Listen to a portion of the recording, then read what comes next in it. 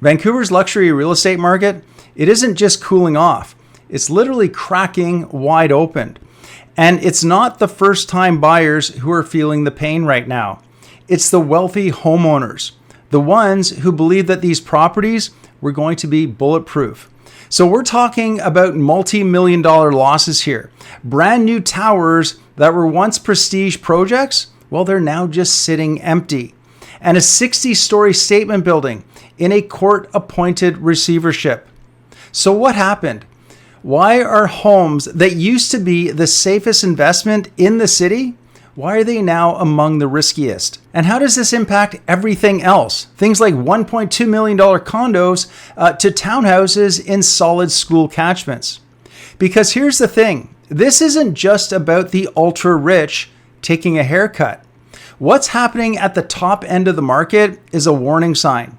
And if you're watching this and you're wondering whether this ripple effect might touch your plans, well, you're asking the right question.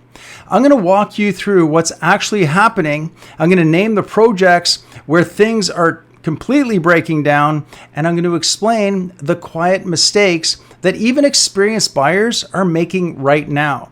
And by the end of this video, you're going to know exactly how to protect your position, avoid the traps, and maybe even find an opportunity in the middle of all of this chaos. Have you ever seen a luxury car sitting at a dealership and month after month, it's got those balloons tied to the mirrors with the new price stickers all over it on the windshield?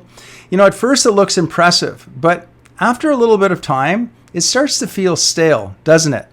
And let's face it, you start to wonder what's wrong with it. And that's exactly what's happening right now with some of Vancouver's most expensive real estate. Buyers aren't biting. And the longer these homes sit, the more that shine starts to wear off. So when you rewind and look at luxury demand, it took off in the mid to late 2010s. And at that time, Vancouver was flush with capital. It had all the attention and ambitious development. But now, when you fast forward to the first quarter of 2025, sales of homes of over $4 million, they dropped by 48% year over year. And not one single MLS sale cleared 10 million in that quarter. Zoom into the downtown condo core and you see even more signs of fatigue. So price per square footage, it dropped from $1,264 to $1,206 in just 1 year. Now, that might not sound dramatic, but in a high-end market, a small shift can mean hundreds of thousands of dollars. And buyers have become more selective, right? And that selectiveness is causing some once-hype projects to now stall. And here's the part that nobody really talks about. Even cash-rich buyers are making quiet but dangerous assumptions. So they think that launch day pricing is the floor and then that the market is going to catch up eventually, right? But it doesn't always. And when confidence cracks during that pre-sale phase, well, things can unravel very fast.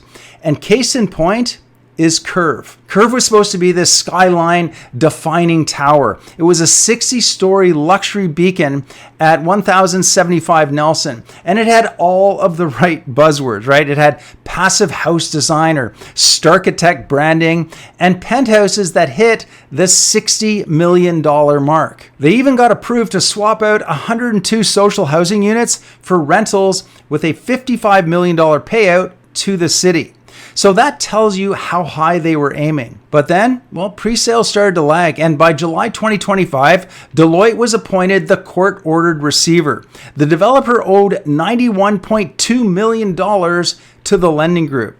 So this is a textbook example of what happens when confidence evaporates in a luxury presale market. And this isn't just Curve either. It's a red flag for any ultra luxury tower who's trying to push that $2,000 per square foot in a market where fewer and fewer buyers are lining up. So what about resales though? Resale is where rubber hits the road. And right now, high-end listings, well, they're just sitting. As of June 2025, homes were sitting on the market for an average of 121 days. That's up 77 days from a year earlier. And about 30% of the active listings, they are now being relisted. So why is that?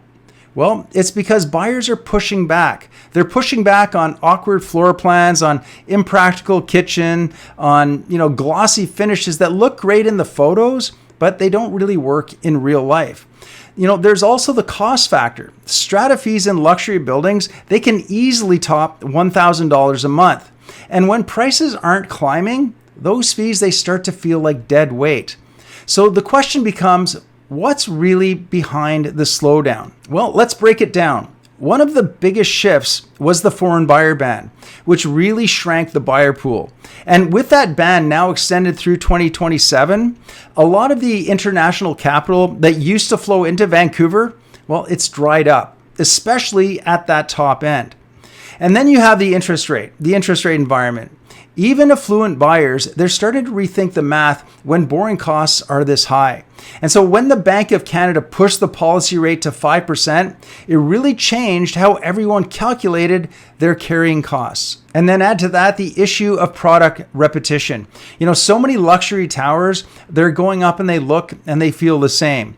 And when the market is flooded with similar high-end options, buyers have the luxury of time. Now they can wait, they can compare, and of course, they can negotiate. But what really stands out right now is the shift away from that showpiece design.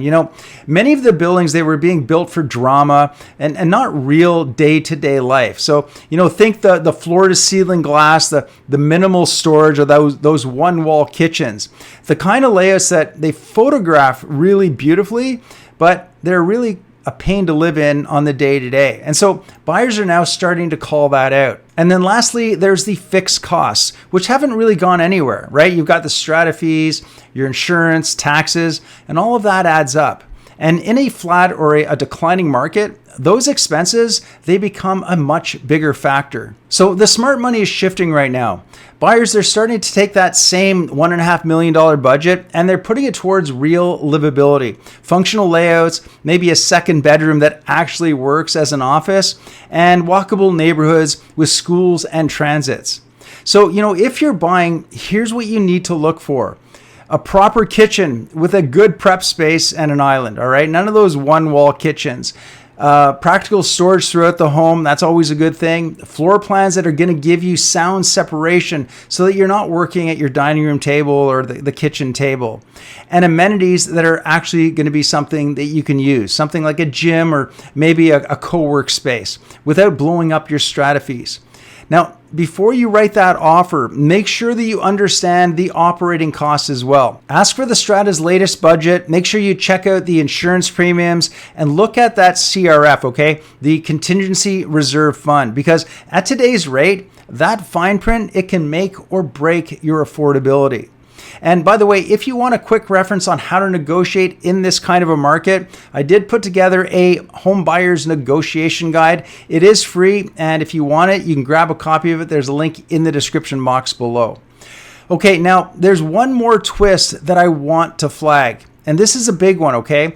Because in some cases, what looks like a discount on that listing price, well, it ends up costing the buyers 6 figures after the fact. And if you're not reading that fine print, you'd never see it coming. If you're buying, take your time, all right? Start digging into the project's disclosure statements, especially on new builds, all right? Look for how many units need to be sold before it goes forward and how long the developer can delay. That's going to be critical. And then take a hard look at the carrying costs, all right? Use a realistic range for strata fees, somewhere between 30 cents to 75 cents per square foot, but possibly even higher in a building with say a concierge service or amenities, right? And run your numbers the way a lender would, and stress test everything. And lastly, make sure that you prioritize function, okay? A floor plan that lives well is going to hold its value much better than a flashy layout that only looks good in a brochure. Now, if you're selling, you want to be honest about where the market is today. So base your list price on the most recent sales, not the listings out there, but the most recent sales.